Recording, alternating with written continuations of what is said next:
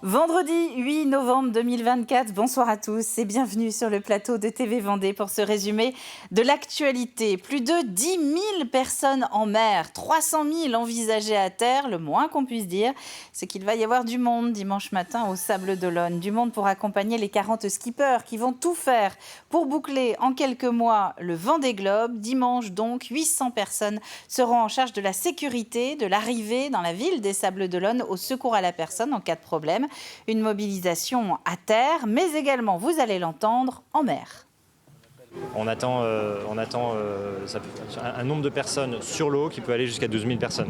Pour garantir la sécurité de ces 12 000 personnes, le préfet maritime a pris un arrêté qui installe une zone réglementée. Ça veut dire une zone sur laquelle il y a une réglementation spécifique qui s'applique pour le départ.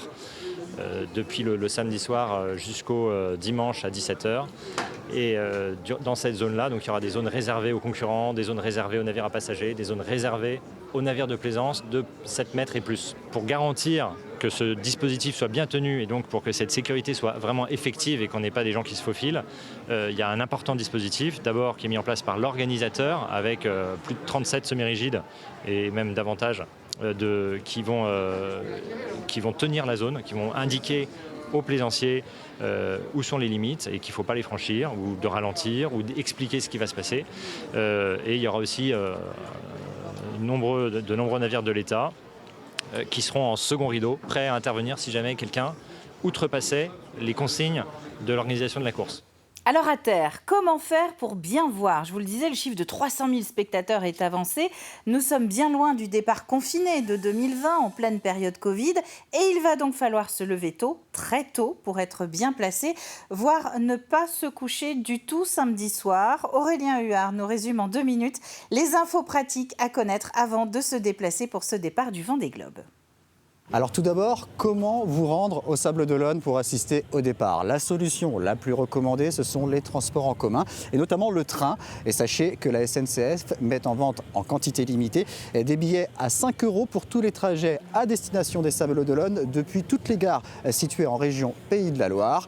Autre solution, si vous avez prévu de venir en voiture, eh bien des parkings relais pour utiliser les navettes gratuites qui vous emmèneront jusqu'au village. 4 parkings supplémentaires seront mis en place spécialement dimanche pour le départ et les navettes circuleront à partir de 5h30 du matin. Le village, quant à lui, ouvrira ses portes à partir de 7h et comme depuis 3 semaines, il faudra se munir d'un e-billet accessible gratuitement sur le site internet du Vendée Globe. Une fois au Sables d'Olonne, où se positionner pour assister dans les meilleures conditions au départ? Eh bien, les meilleures places se situent bien sûr tout au long du chenal, plus particulièrement au niveau de la petite jetée, là où on trouve le phare vert. Sachez également qu'un écran géant sera installé côté chaume au niveau de la tour d'Arundel. L'ensemble du chenal sera également sonorisé pour suivre ce départ.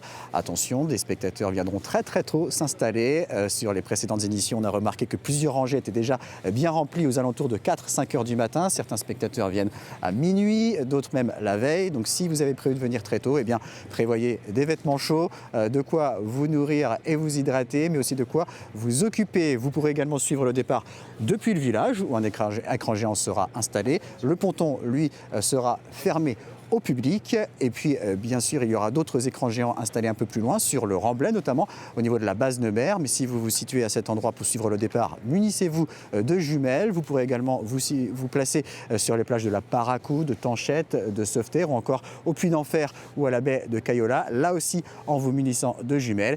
Et sinon, si vous ne vous rendez pas au Sable, eh bien, vous pourrez bien sûr suivre l'ensemble du départ à la télévision sur TV Vendée. Évidemment. Le président de l'AMF, l'Association des maires de France, a fait le déplacement pour l'occasion. David Linard est venu sur le village départ du Vendée Globe à l'invitation de Yannick Moreau. L'occasion pour le maire des Sables d'Olonne, qui est aussi président de l'Association nationale des élus des littoraux, de mettre en lumière les problématiques communes aux 2 associations d'élus. En premier lieu, le vote du projet de loi de finances.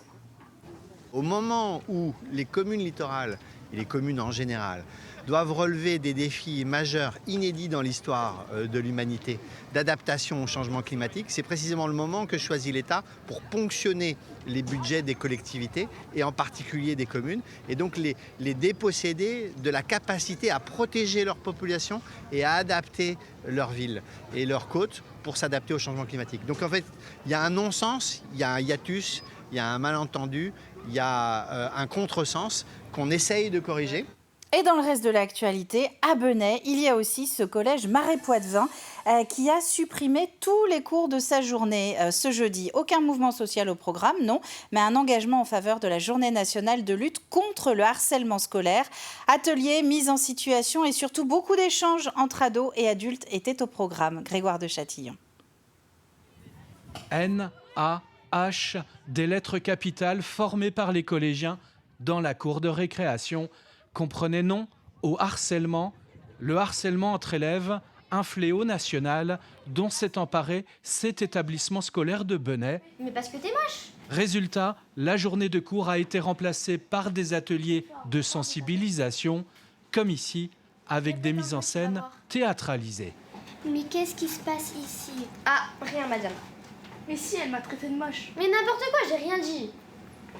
Arrêtez, on dirait des gamines de 5 ans qui se disputent. J'ai déjà vu ça, mais l'année dernière, quand j'étais en école primaire, il y avait des gens qui harcelaient une personne, qui lui crachait dessus. C'est bien de se rendre compte que c'est pas bien et qu'il faut en parler aux adultes si on est nous-mêmes harcelés. Lutter contre le harcèlement à l'école, cela veut dire aussi, et ce n'est pas rien, réduire considérablement le cyberharcèlement en dehors de l'établissement scolaire. Et on se quitte sur ces images de Chaland jusqu'à demain 16h. C'est la 6e grande braderie Oasis. Rendez-vous au Petit Palais pour commencer peut-être vos cadeaux de fin d'année. Bonne soirée.